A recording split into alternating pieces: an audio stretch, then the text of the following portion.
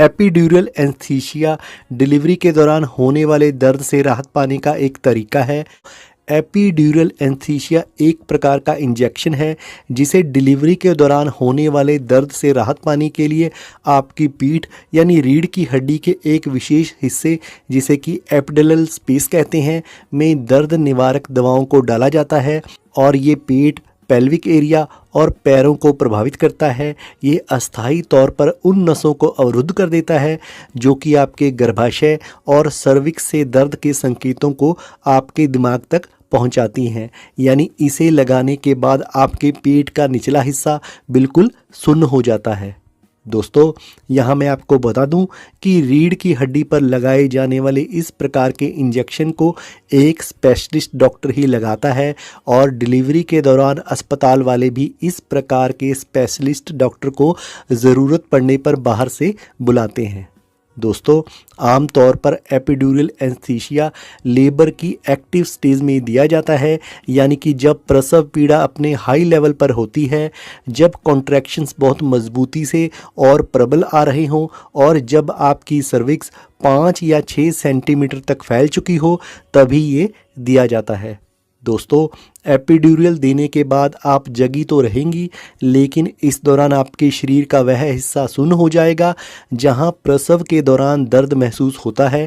कहने का मतलब है कि अगर आप लेबर के दौरान एपिड्यूरल लेती हैं तो आपको बिल्कुल भी दर्द नहीं होगा। दोस्तों, अगर आप डिलीवरी के दौरान होने वाले दर्द से राहत पाने के लिए एपिड्यूरल लगवाना चाहती हैं तो आप अपनी डॉक्टर की सलाह ले सकती हैं। इसके लिए आपको पहले से ही एपिड्यूरल से होने वाले फ़ायदों और साइड इफ़ेक्ट्स की जानकारी होनी ज़रूरी है। तो पहले बात करते हैं इसके फ़ायदों की। दर्द से राहत पाने में प्रभावी।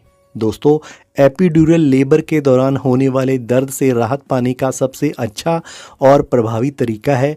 यही कारण है कि आजकल इसका प्रयोग काफ़ी किया जाने लगा है, क्योंकि इसे लगाने के बाद आपको कॉन्ट्रैक्शंस यानी कि संकुचनों का तो पता चलता रहेगा, लेकिन आपको कोई दर्द महसूस नहीं होगा और यही इसका सबसे बड़ा फ़ायदा है। हाई ब्लड प्रेशर में मददगार। दोस्तों, अगर महिला को हाई ब्लड प्रेशर की समस्या है तो हाई ब्लड प्रेशर के लेवल को कम करने में एपिड्यूरल मददगार साबित होता है। इमरजेंसी में उपयोगी।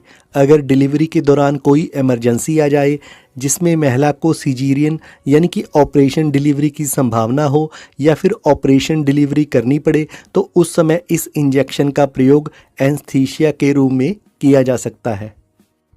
दोस्तों, एपिड्यूरल के फ़ायदों के साथ इसके कुछ साइड इफ़ेक्ट्स भी हैं, जैसे कि एपिड्यूरल लगाते समय दर्द हो सकता है। हालांकि इस दौरान आपको हिलना नहीं है और ऐसे में स्थिर रहना ज़रूरी है ताकि एपिड्यूरल सही जगह पर लग सके।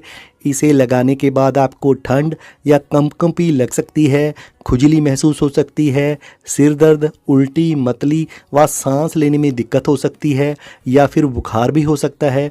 क्योंकि इसे लगाने के बाद आपका निचला हिस्सा सुन्न हो जाता है, तो ऐसे में मूत्राशय को भरने वाली नसें सुन्न हो जाती हैं और ऐसे में आपको पेशाब करने में परेशानी हो सकती है और इसके लिए डॉक्टर एक कैथेटर भी लगाएंगी।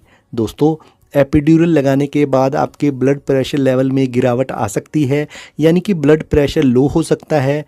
हालांकि ये सभी समस्याएं स्थायी नहीं हैं और एपिड्यूरल का प्रभाव खत्म होने के साथ ही ये समस्याएं भी खत्म हो जाती हैं।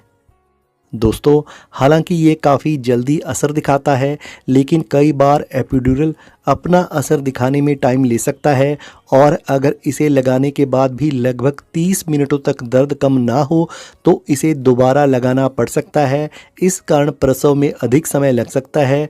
दोस्तों, एपिड्यूरल लगाने के बाद अगर ज़ोर लगाने यानी कि पुश करने की इच्छा महसूस ना हो तो प्रसव में ज़रूरत से अधिक समय लग सकता है, क्योंकि एपिड्यूरल लेने पर लेबर की दूसरी स्टेज यानी कि ज़ोर लगाने वाली अवस्था ज़्यादा लंबी चल सकती है, यानी कि इससे लेबर टाइम लंबा भी खिंच सकता है। दोस्तों, एपिड्यूरल के बाद कुछ मिनटों तक बेबी की धड़कन पर नज़र रखी जाती है ताकि बच्चे पर इसका कोई प्रभाव ना पड़े। बेबी के दिल की धड़कन पर एपिड्यूरल शुरू होने के बाद 30 मिनट तक लगातार नज़र रखी जाती है। हालांकि बच्चे और मां पर इसका कोई प्रभाव नहीं होता और ये दवाई केवल डिलीवरी के दर्द से राहत पाने के लिए होती है और ये दोनों के लिए पूरी तरह से सुरक्षित है। दोस्तों, अगर आप डिलीवरी के दौरान होने वाले दर्द से राहत पाने के लिए एपिड्यूरल लगवाना चाहती हैं तो आप अपनी डॉक्टर से इस बारे में सलाह कर सकती हैं। तो अभी के लिए